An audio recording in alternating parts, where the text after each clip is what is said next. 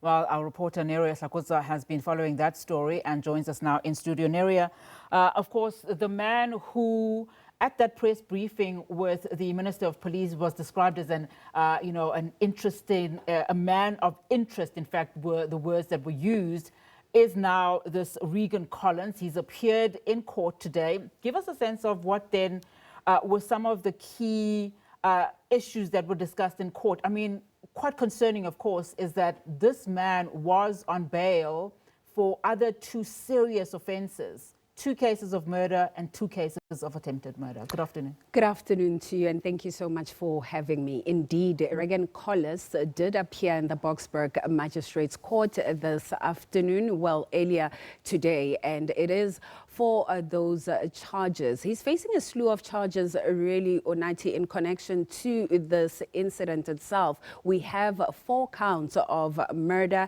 There's 1 count of attempted murder, and he's also facing robbery with aggravating circumstances, and of course that the possession of unlicensed firearms. But we did hear today from the Hawks themselves saying, Reiger is not a stranger to the Boksburg Magistrates Court. In fact, it was at the Boksburg Magistrates Court that he was given bail on other matters, and those matters are still pending. Some of the cases are still pending. According to the Hawks, it's a total of 5 cases, and this then has happened in a time where he's out on bail. But the Hawks also, Nancy, did mention today in court that they do not believe that he worked alone in this incident. Remember, it was the 2 officers and the 2 women. They believe that more people, more arrests will be made really in this case. And they actually said also that they're even thinking that further charges will be added.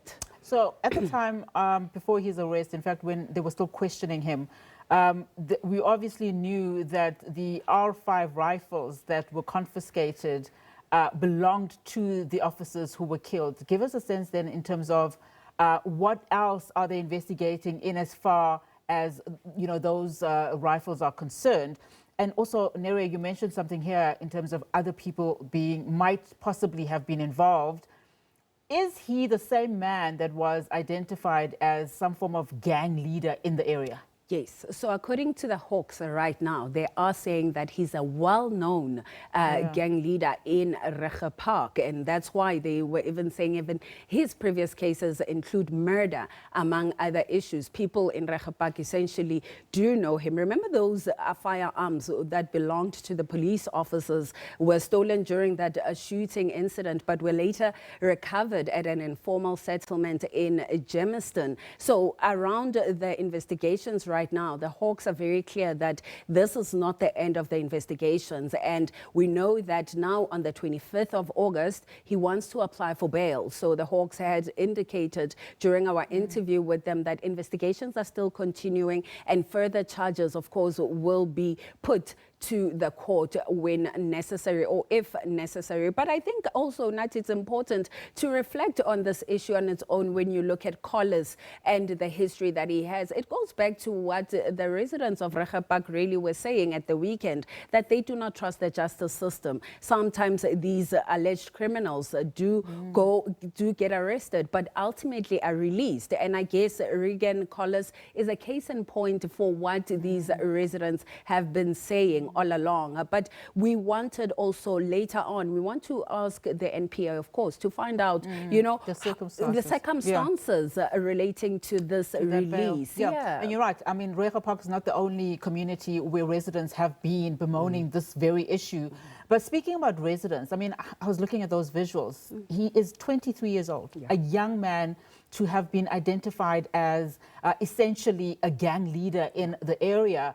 And that also, I would imagine, is troubling the community members, because police oftentimes say community members must come out because they know these perpetrators. What are community members saying now as this case appears before the court? It is troubling to the community, obviously, what is happening, especially in Reiger Park, because you look at police, they brought in the soldiers, the police brought in an anti-gang member unit, and still anti-gang unit, but still it's the same anti-gang unit that is being gunned down in the area. So obviously what is happening now, they are looking forward to see what will happen happen now to callers and whether more arrests really will happen, Unathi, because it has been a long-standing thing when it comes to gang violence in Reiger Park, and that's not only in Reiger Park, as you have mentioned. And you know, one thing that the minister also said is also that, you know, they will not stop in terms of fighting against gang violence in these areas.